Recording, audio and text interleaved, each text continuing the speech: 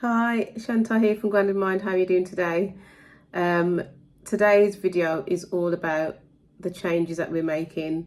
I think it's so important for us to look at this mind-body healing process and think about the changes that we can make from how we have been to how it can look. And just to give you a bit of context around that, we know that our migraine, our vestibular migraine symptoms, or whatever mind-body symptoms that you have come into effect because of the nature of us, because of who we are, because we're people pleasers, because we're always on the go, because we want to get things right, because we are the kind of person that we're active, we're mentally active, and we're also quite sensitive. We're sensitive people, and we have got a way that we think differently. We think quite rationally and irrationally, and so therefore that means that irrational thinking, that overthinking, and that kind of wanting to get things right, wanting to make sure you're the best at everything that you do all the time, and that you are there for people, and that you want to do this for people, that you want to help people, that you don't actually want to say no to people. And you want to work hard for kind of who you want to be in the future, whether it's a job, whether it's at college or university, whatever it is that you're doing, you're gonna do this because this is what you want to do. This is what is right. This is where you want to be. This is how you want to be seen. This is how you want people to see you. And all of that there is the reason why we have a very scared brain. And that is why the brain is sending out signals to certain parts of our body. And that is when we have these horrendous symptoms. It's as I've mentioned, I think I mentioned it in every video, that our brain is trying to protect us. So how are we calming ourselves? We need to make changes in our lives. And these aren't dramatic changes. These are little changes. I can't tell you what changes you need to make, but I can tell you what changes I made. And so then, this isn't me saying go and change your job. It's not me saying go and quit your university degree, or, it's saying make little changes to bring that calmness back into your life. Because at the moment you have like zero calmness. So your brain doesn't ever know that you are safe. Your brain thinks that you're constantly scared and on high alert, and so you need to slow that down. And so you really do need to think about, okay, so this is my day, this is what I'm doing, how can I make changes to my autonomic nervous system? How can I create safety in my busy day? For example, when I was really bad, I couldn't actually drive into work because I got myself into such a state that I wasn't able to get in the car and drive, because of how paranoid I was with the symptoms that I had. So, but when I did start to go back to work, and this is before I fully understood the mind-body process, but I can explain this to you now because it kind of shows the journey that I went through, and the things that did have an impact on me, and the things that did help and did work. And the tools that I did use that I then later on in life learned how to use properly, rather than using it out of being scared. Because again, using something too much, which is good for you, also tells the brain that something's wrong. So you've got to basically do things in a way that is the right way. You use the tools that are right for you, but you use them in a way that isn't overpowering to the brain. And so things like you going into work, and before you actually sit at your desk or wherever you're working, go to the bathroom and look in the mirror or in a cubicle and just take some deep belly breaths, not shallow breaths, belly breaths, and relax yourself.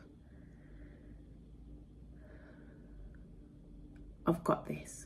Go out into the office, go out wherever you're working, and carry on.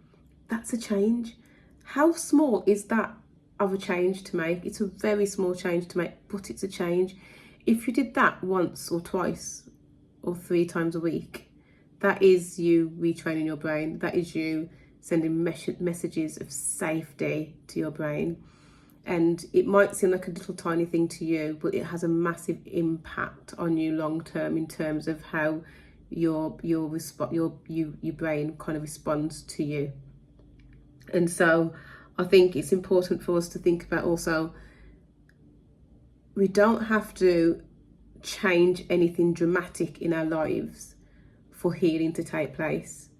We could wake up in the morning and just sit on the bed and listen to the birds, listen to and hear the birds, and feel the bed, feel what you're sitting on, feel your feet on the floor. You know, in the mornings when I wake up, I say my prayers and I thank God for waking me up. When I go throughout my day, I take deep breaths, and this is, I'm not symptomatic. I just do it because I know that is good for me and I like it. You know, be intentional about your surroundings and not everything else after that. You know, at the end of the day, we've got children, we've got jobs, we've got bills to pay. All of those things are things that we need to obviously look after and make sure that we can keep going. But also you as who you are as a person, like, do you ever just stop and just stop? What change are you making to just stop? And that is the whole point of this video, is look at your life and look at if there are any things in your life that you can change. And if there are things that you can adapt to make time for other things, then do that, because it's important. Otherwise, we're going to be going around, we're going to be in this rat race all the time, we're stressing ourselves out, we're going to make ourselves physically ill, we're going to make ourselves emotionally ill, we're going to create all this anxiety, and we're not making a change. We're not making any changes at all. How are you going to see change if you don't make a change? You are the change that you need to make. Make those little changes, you know. Say no. If you're a yes man or a yes woman, sometimes just say no. You haven't got to be horrible about it. If you can say no to something, if nothing's going to happen, if it's nothing catastrophic going to happen, which I'm sure it isn't, say, oh, I can't do this today, but I can do it for you next week. You don't have to do everything right now. You don't have to be everywhere right now.